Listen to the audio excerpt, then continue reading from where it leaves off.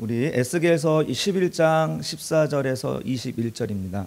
제가 먼저 읽겠습니다. 여호와의 말씀이 내게 임하여 이르시되 인자야, 예루살렘 주민이 내 형제 곧 내 형제와 친척과 온 이스라엘 족속을 향하여 이르기를 너희는 여호와에게서 멀리 떠나라. 이 땅은 우리에게 주어 기업이 되게 하신 것이라 하였나니 그런즉 너는 말하기를 주 여호와의 말씀에 내가 비록 그들을 멀리 이방인 가운데로 쫓아내어 여러 나라에 흩었으나 그들이 도달한 나라들에서 내가 잠깐 그들에게 성소가 되리라 하셨다 하고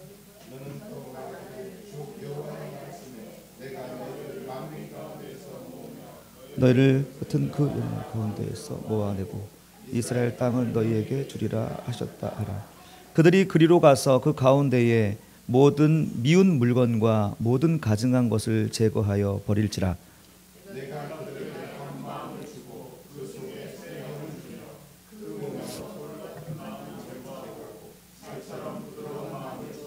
내 윤례를 따르며 내 규례를 지켜 행하게 하리니 그들은 내 백성이 되고 나는 그들의 하나님이 되리라. 그러나 미운 것과 가증한 마음으로 따르는 자는 내가 그 행위대로 그의 머리에 갚으리라. 나 여호와의 말이니라. 아멘. 예. 제목은 우리 한결같이라는 제목으로, 한결이 같이 하면 안 되고요, 한결같이 하시면 되겠습니다. 오늘 말씀의 배경은 남북국 시대 때 우리나라처럼 남북으로 갈려진 시대가 있었습니다. 이스라엘이. 그래서 북쪽 11지파가 이제 북쪽 이스라엘을 형성했고 남쪽 유다와 베냐민이 하나의 지파를 형성했는데요. 이 북쪽이 북방의 민족에 의해서 이미 멸망했습니다. 아수르에 의해서 멸망했는데 이제 지금 유다조차도 북방의 위협에 노출되어 있죠. 북방에는 신흥 강국이 세워졌는데 아수르를 물리친 바벨론이었습니다. 신흥 강대국인 이 바벨론이 전통적인 강대국인 이집트를 크게 무찌른 사건이 있었습니다. 이집트의 바로 느고라는 왕을 크게 무찌르고 죽인 사건이었죠. 그로써 이제 세계의 패권은 바벨론에게 넘어갔습니다. 그 즉시 유다 왕 여호야김이라고 하는 왕은 바벨론에게 충성을 맹세합니다. 그러나 이 왕이 또 3년 만에 반역을 하게 되죠. 이 반역으로 인하여서 느부갓네살 왕은 군대를 동원해서 이제 유다를 침공합니다. 이때 수많은 유대인들이 포로로 끌려갑니다. 또 이제 느부갓네살 왕이 그 여호야김을 대신하여서 여호야긴을 옹립했는데 3개월 만에 다시 유다를 침공합니다. 그래서 1만 명이 넘는 사람들을 포로로 끌려가요. 이게 2차 바벨론 유수입니다.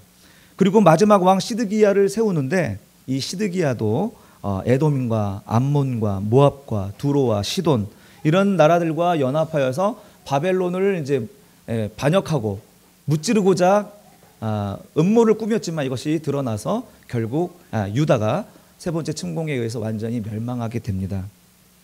바로 이러한 상황에서 활동한 선지자가 바로 오늘 본문의 에스겔 선지자입니다. 에스겔 선지자는 멸망하기 한 7년 전까지 활동했던 선지자인데요.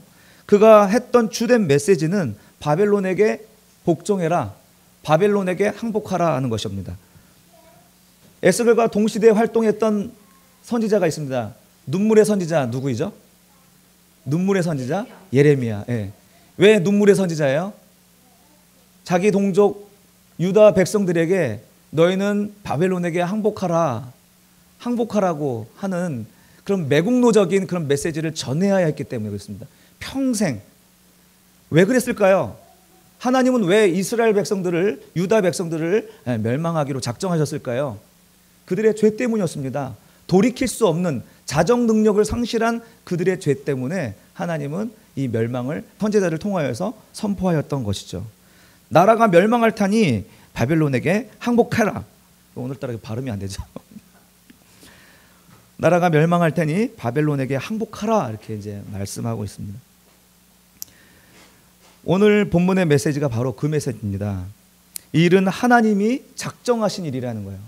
너희들이 멸망하고 포로로 끌려가는 일은 작정된 일이다. 그러니 그 일을 따라라 라고 얘기하는 거예요. 16절 상반절에 이렇게 나오죠. 그런즉 너는 말하기를 주 여호와의 말씀에 내가 비록 그들을 멀리 이방 가운데 쫓아내어 여러 나라에 흩었으나, 이렇게 흩어지고 그들에게 포로가 된 것은 하나님의 뜻이며 계획이란 것입니다. 하나님의 뜻이며 계획이란 것이죠. 그러나 유다 백성들은 뭐 대다수는 아니겠지만 억지로 끌려간 사람들은 어쩔 수 없겠지만 그 땅에 남아서 가지 않으려고 저항한 사람들도 있지 않았겠습니까? 예. 그 남아있는 사람들이 뭐라고 했는지 15절 보겠습니다. 15절. 인자야, 예루살렘 주민이, 이제 예루살렘 주민이 얘기하는 거를 하나님이 말씀하시는 거죠. 내 형제 곧 내 형제와 친척과 온 이스라엘 족속을 향하여 이르기를 너희는 여호와께서 멀리 떠나라. 이 땅은 우리에게 주어 기업이 되게 하신 것이다. 이렇게 얘기하는 거예요. 그러니까 그 땅에 남아있는 형제와 친척과 온 이스라엘 족속들을 향하여서 이제 말하기를 너희는 여호와가 버렸으니 떠나라. 여호와께서 떠나라. 이 땅은 이제 우리에게 주었다. 너는 하나님이 버렸으니 포로로 끌려가는 거다 라고 얘기하는 거죠. 그리고 난 이 땅의 기업을 우리가 받을 것이다. 이렇게 남아있는 자들이 그렇게 이야기를 하는 것입니다. 여러분, 이것은 커다란 착각이라는 것입니다. 지금 선지자를 통하여서 너희는 지금 큰 착각하는 거야 라고 얘기하는 거예요. 어떤 착각입니까? 그들이 하고 있는 착각이 뭡니까? 이 장소는 하나님의 땅이다. 하나님의 나라다. 또 하나님이 거하시는 성소다. 이렇게 착각하는 거예요. 두 번째 착각은 뭐냐면 포로가 되었지 너희들, 끌려갔지, 그게 하나님의 심판이야. 너희들 죄 때문이야. 너희는 끝이야. 너희는 징벌받는 것이지. 이게 이제 화라는 것이죠. 화. 그러나 내가 이 땅에 남아있는 것이 하나님의 은혜이고 축복이다라고 얘기하는 거예요. 여러분, 이게 착각이라는 것입니다. 제가 어떤 메시지를 하려고 하는지 여러분 느껴지시나요?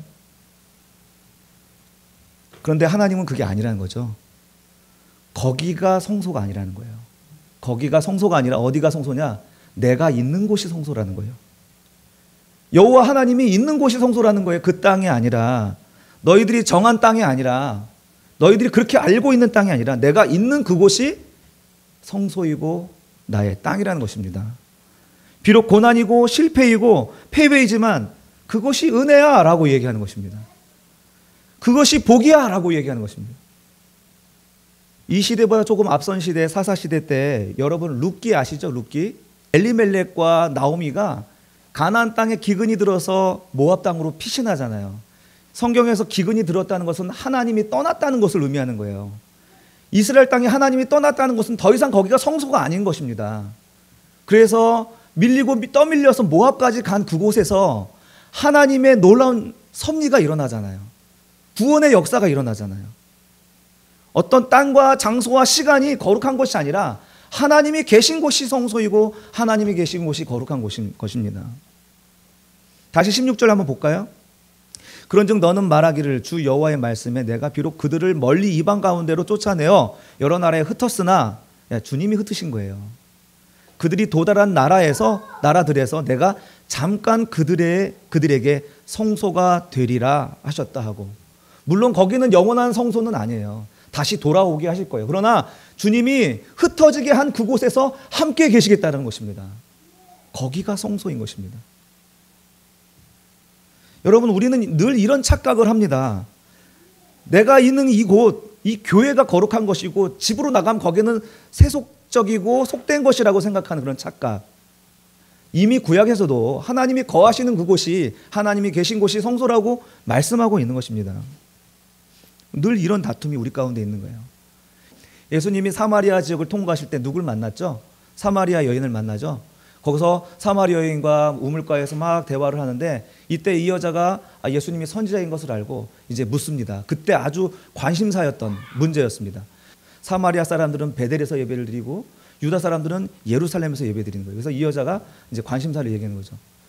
선생님이요, 어디서 예배하는 게 맞습니까? 예루살렘입니까? 베델입니까? 예수님이 뭐라고 얘기합니까? 여기도 아니고 저기도 아니라는 것입니다. 어디가 예배 드리는 장소입니까? 바로 지금 예수와 함께 있는 이곳이 예배할 곳이라는 거예요. 너희가 이제 영과 진리로 예배할 때가 오는데 바로 이때라 얘기하는 거예요. 예수가 계신 곳, 하나님이 계신 그곳에서 우리는 영과 진리로 얼마든지 예배를 드릴 수 있는 것입니다. 거기가 거룩한 곳이기 때문에 그렇습니다. 우리도 많은 착각을 합니다. 우리는 이런 하나님의 은혜를 생산하고 그 영광스러운 어떤 그런 분위기를 만들기 위하여서 어떤 거대한 시스템 안에서 기쁨과 즐거움에 도취되고 그것이 은혜인 줄 착각하는 경우가 많습니다. 잘되고 형통함이 은혜라고 또 생각하고 있습니다. 물론 잘되고 형통하는 것이 은혜이죠.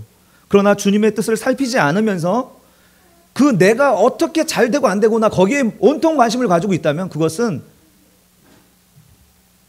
아무리 좋은 것이 내게 결과적으로 왔다 할지라도 그 은혜가 아니라는 것이죠.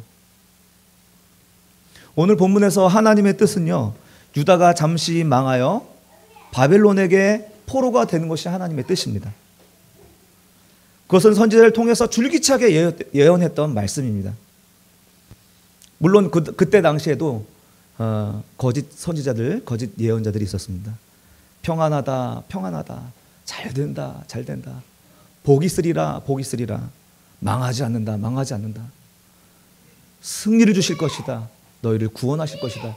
이런 보기 좋은, 듣기 좋은 메시지로 사람들에게 설교하고 예언했던 거짓 선지자들이 있었습니다. 그러나 하나님은 그들의 말씀대로 하지 않으시고 결국 이스라엘을 망하게 하셨습니다. 왜냐하면 지금 그 땅은 하나님의 성소가 아니고 하나님이 계시지 않는 땅이기 때문에 그렇습니다. 오히려 하나님이 계신 땅은 바벨론이었습니다. 여러분, 얼마나 당황스럽습니까? 거룩한 도시로, 거룩한 나라로 이렇게 믿고 있었던 사람들에게 이 메시지는 정말 당황스러운 메시지인 거예요. 하나님이 왜 이렇게 하실까요? 우리 18절입니다. 그들이 그리로 가서 그 가운데의 모든 미운 물건과 모든 가증한 것을 제거하여 버릴지라. 우상이죠, 우상. 하나님께서 그렇게 하시는 이유는 우상을 버리게 하려 하심인 것입니다. 헛된 우상을 품고는 선한 능력을 행할 수가 없습니다. 헛된 우상을 품고는 하나님의 백성이 될 수가 없습니다. 이 우상은 자기 자신입니다. 이 자기 사랑에 집착해서 벗어날 수 없는 것이 사람이란 것이죠. 그래서 하나님은 이렇게 고난을 통하여서 이 우상을 버리게 하시는 것이죠. 그게 하나님의 뜻입니다. 신자들을 향한 하나님의 뜻. 19절, 그 대신 내가 그들에게 한 마음을 주고 그 속에 새 영을 주며 그 몸에서 돌 같은 마음을 제거하고 살처럼 부드러운 마음을 주어. 그 대신 새 마음을 주어서 하나님의 사람으로 만들어가는 것이 하나님의 관심이기 때문입니다. 그러니 거룩한, 그들이 생각하는 거룩한 땅에 머무는 것이 말씀에 불순종하는 것이죠. 그들이 말하는 거룩한 땅에 고집스럽게 앉아있는 것이 그들의 교만이며 착각이란 것입니다. 늘 우리의 신앙은요, 나에게 시선이 고정되어 있습니다. 나. 내가 잘 되나 안 되나? 내가 여기에 있어야 되나 말아야 되나? 그렇게 전전긍긍하면서 하나님의 뜻을 고민한다라고 말은 하지만 정작 하나님과 함께 거하며 하나님의 뜻을 따라 사는 것에는 별로 관심이 없습니다. 그 말씀에 순종하는 것에는 관심이 없는 거예요. 하나님의 원하시는 사람으로 만들어져 가는데 관심이 없는 것입니다. 하나님의 뜻과는 상관없는 내가 생활을 하면서도 내가 괜찮은 신자라고 생각하는 성도들이 의외로 많다는 것이죠. 그게 착각이다라고 얘기하는 것입니다. 예수님이 말씀하십니다. 마가복음 7장 6절에서 우리 8절 말씀인가요? 이르시되 이사야가 너희 외식하는 자에 대하여 잘 예언하였도다. 기록하였으되 이 백성이 입술로는 나를 공경하되 마음은 내게서 멀도다. 사람의 계명으로 교훈을 삼아 가르치니 나를 헛되이 경배하는도다 하였느니라. 너희가 하나님의 계명은 버리고 사람의 전통을 지키느니라. 여러분, 이것이 우리가 숱하게 범하는 우리 신자들의 실수입니다. 여러분, 왜 이런 착각이 자꾸 일어날까요? 왜 이런 착각에 우리가 자꾸 빠지게 되는 것일까요? 전부 하나님의 말씀과 그를 믿는 믿음이 자기로부터 비롯됐기 때문입니다. 자기로부터. 정말 우리 자신을 잘 살펴봐야 돼요. 우리가 하나님을 믿는다고, 하나님의 뜻을 따른다고 하지만 주어가 늘 자기라니까요. 자기. 내 생각에는 하나님이 이렇게 응답하셔야 돼. 나의 헌신과 수고를 생각하고 하나님이 이 정도는 하셔야지. 하나님은 자기 백성에게 이런 결론을 내리셔야만 해라는 온통 자기에게 붙들려 있기 때문에 우리는 숱하게 착각을 하는 거예요. 난 정말 잘하고 있구나. 하나님 앞에 괜찮은 신자구나라고 생각을 하는 것이죠. 그러나 예수님은 말하죠. 착각하지 말라고. 그 앞에 가서 슬피 울 일이 있을 것이라고. 여러분, 온통 자기. 이게 우상입니다, 사실. 우상은 다른 것이 아니라 자기 자신을 숭배하는 것입니다. 자기에게 관심을 쏟아붓는 것이 우상입니다. 하나님은 그것을 제거하고 하나님의 우리 인생의 주어가 되시려고 당신 자녀들을 이렇게 패배와 실패와 좌절 속으로 밀어넣는 것입니다. 자, 그러면 오늘 본문에서 어떤 사람이 은혜를 받은 사람입니까? 끌려간 사람이 은혜를 받은 사람입니까? 남은 사람이 은혜를 받은 사람입니까? 우리는 이 본문 속에서 또 이스라엘 역사 속에서 끌려간 자들이 은혜를 입은 자들이고 그 땅에 남아있는 자들이 버림받은 자라는 사실을 우리는 너무나 잘 알고 있습니다.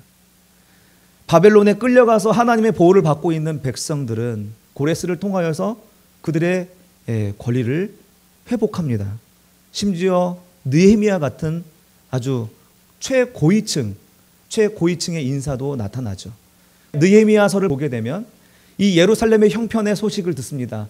성전은 불탔고 사람들은 살아가는 그 사람들의 이야기를 듣고 그 형편을 듣고 너무나 슬프고 안타깝고 괴로워서 수일 동안 울며 금식하며 기도했다고 합니다.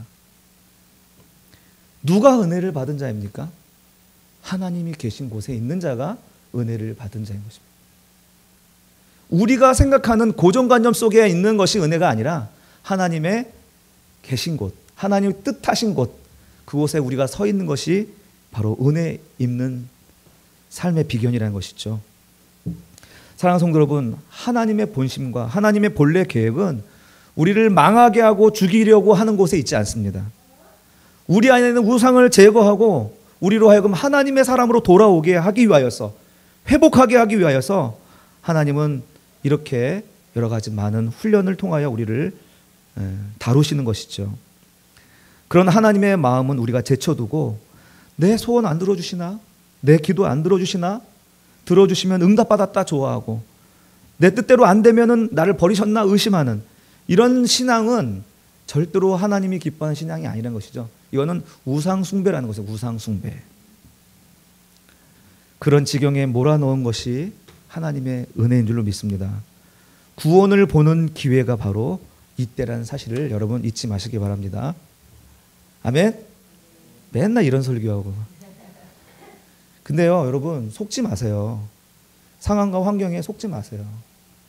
그게 여러분들의 본질을 잃어버리게 하는 아주 사탄의 아주 유혹입니다. 우리의 삶이 별거 아니라는 생각이 들기 시작합니다. 이제 이런 관점으로 신앙생활을 하게 되면 우리의 삶이 참 별거 아니다. 너무 이렇게 전전긍긍하며 사는 것이 얼마나 어리석은가. 우리 시각이 한층 높아지는 것을 깨닫게 될 것입니다. 여기서 잘 먹고 잘 살아봐야 자식 물려주고 흙으로 돌아가는 거예요. 또 자식 물려주고 흙으로 돌아가고 또 자식 물려주고 흙으로 돌아가고 무슨 의미가 있습니까? 우리가 애써 의미를 부여하려고 노력하지만 허망할 뿐입니다. 그래서 전도자는 그 많은 것을 얻고도 헛되고 헛되니 모든 것이 헛되다라고 말하는 것이 아니겠습니까? 하나님은 성도들에게 이렇게 고난과 어려움을 허락하심은 인생을 통하여서 하나님이 주시는 그 은혜와 복이 얼마나 가치 있는가를 알게 하시려고, 그 진실한 관계를 하나님이 원하시기 때문에 우리로 하여금 인생의 쓴맛을 보게 하는 것입니다.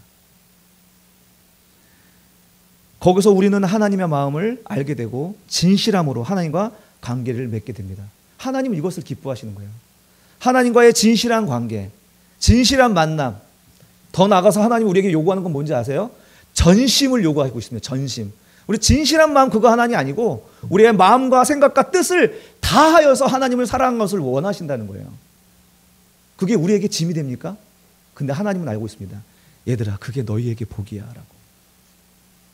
그리고 그 은혜를 맛본 자만 아는 거예요. 그 하나님의 그 평안을 누려본 자만이 알 수 있는 거예요. 하나님은 우리에게 이 진심을 통하여서 전심으로 나가는 것을 원합니다.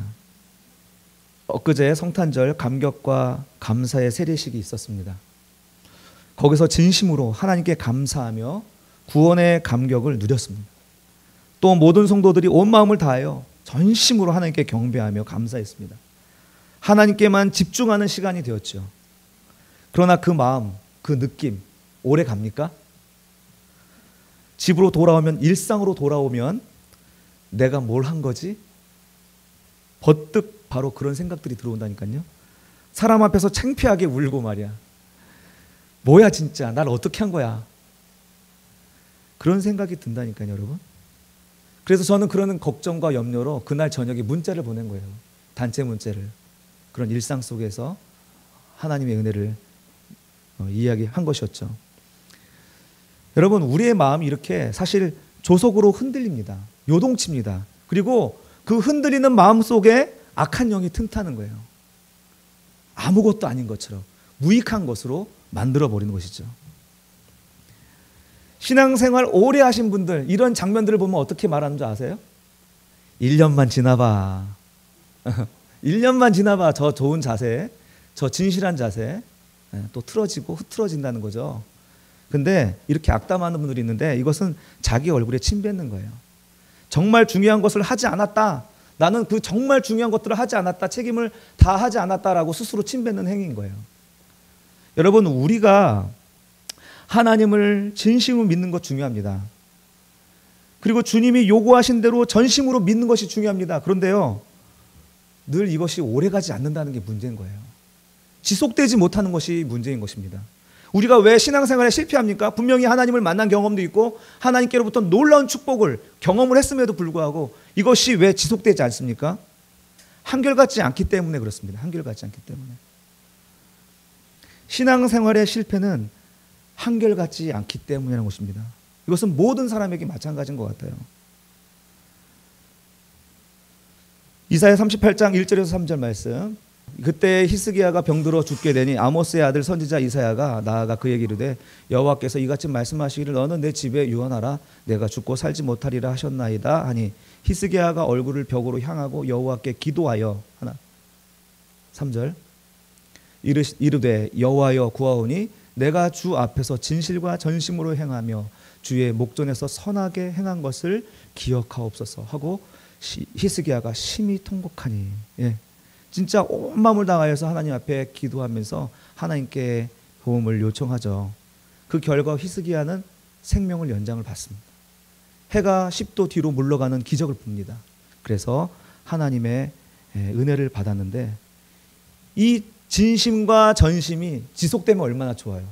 그런데 곧바로 머지않아서 얼마 지나지 않아서 그의 교만이 또 다시 올라오는 거예요.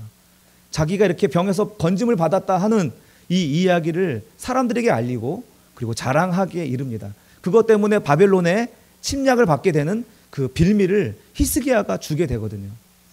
여러분, 우리는 정말 이렇게 한결같은 신앙, 한결같은 태도를 취하는 것이 얼마나 중요한지 모릅니다. 그런데 그렇지 못하다는 거예요. 그런데 모든 게요, 모든 만사가 이렇게 한결같은 태도와 자세를 통하여 깊어진다는 것입니다. 공부도 계속 반복하는 거예요. 복습이 왜 중요합니까? 복습이 왜 중요해요? 자꾸 반복해야지만이 그 학업이 깊어지고 그 실력이 깊어지는 거 아니겠습니까? 여러분, 수영도 마찬가지입니다. 자세가 얼마나 중요한지 몰라요. 약간만 틀어지면 앞으로 나가질 않아요. 제가 수영 강사 자격증 있잖아요. 이 자세가 무너지면 앞으로 안 나가요. 힘만 들고. 근데 이 자세가 똑바로 되기 위해서 얼마나 많은 연습을 합니까? 여러분, 반복을 통하여서 한결같은 자세를 취하기 위하여 연습하는 거 아닙니까? 이것을 통하여서 우리는 깊어지고 실력이 향상되고 변화가 되는 것입니다. 그러나 오늘 우리에게 있어서 신앙이 전혀 변화가 없고 진보가 없는 이유는 뭐냐면 한결같지 않기 때문에 그렇습니다. 한결같이 우리가 신앙생활을 통하여서 우리가 받았던 진실과 진심으로 전심으로 그런 은혜를 지속적으로 유지하고 그 안에 머물기 위해서는 한결같은 그 무엇이 필요한 거예요. 그게 무엇입니까? 19절 20절 한번 봅시다. 내가 그들에게 한 마음을 주고 그 속에 새 영을 주며 그 몸에서 돌 같은 마음을 제거하고 살처럼 부드러운 마음을 주어. 여러분, 이것은 우리에게 이미 일어난 일이죠. 성령께서 우리의 새 영, 성령이 우리 안에 들어오셔서 이제 우리의 마음에 이제 돌 같은 마음을 자꾸 제거하시는 거예요.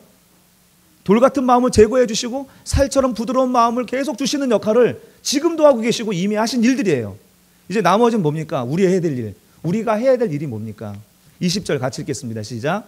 내 율례를 따르며 내 규례를 지켜 행하게 하리니 그들은 내 백성이 되고 나는 그들의 하나님이 되리라. 아멘. 여러분, 율례를 따르며 규례를 지키는 것이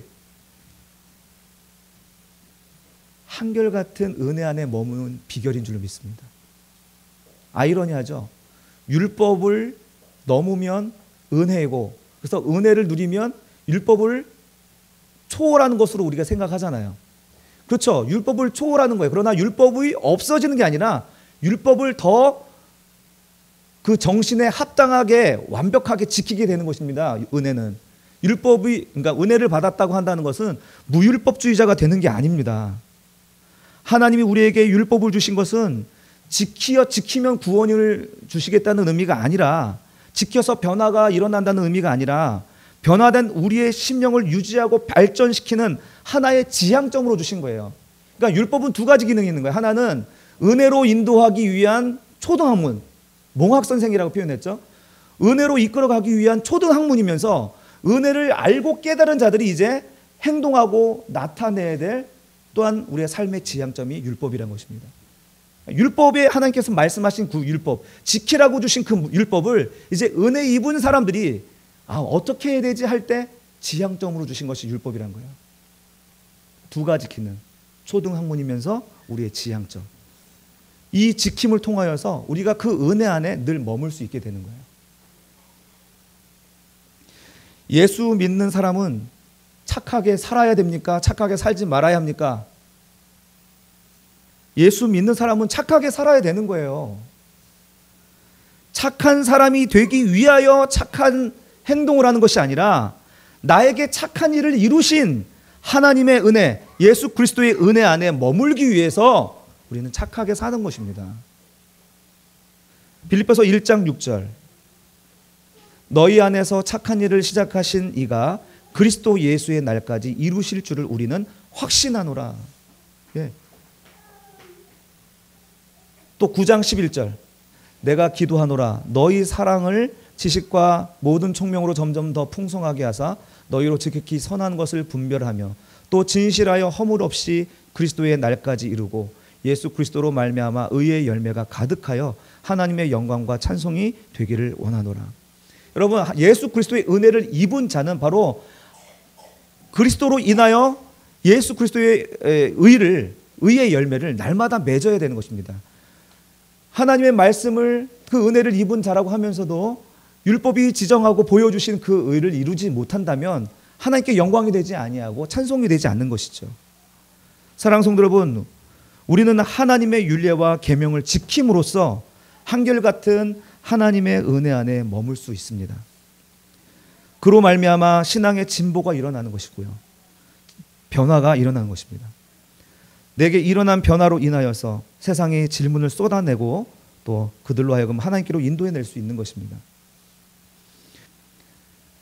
오늘 우리에게 그 은혜 안에 머물 수 있는 비결, 한결같은 신앙 안에 머물 수 있게 하시는 그 비결은 바로 하나님이 은혜 받은 자에게 주시는 그 율법과 그 율례를 우리가 지킴으로써 그 은혜 안에 머무는 자세와 태도를 유지할 수 있는 것입니다.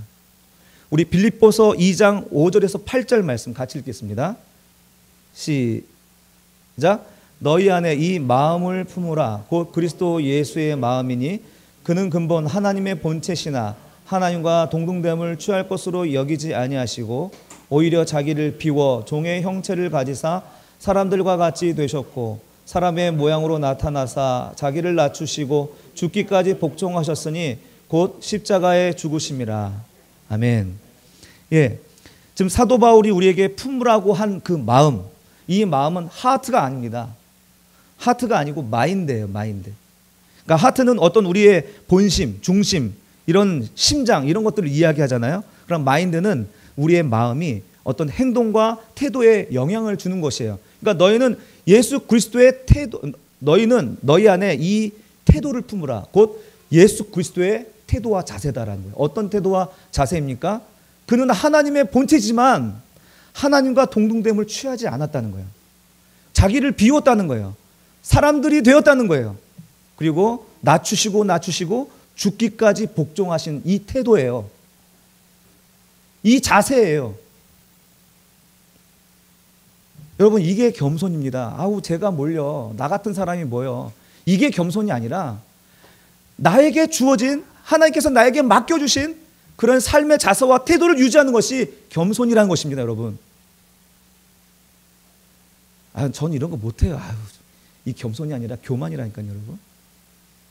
성경에서 말하는 겸손은 바로 예수님이 취하신 마인드, 이 자세와 태도입니다.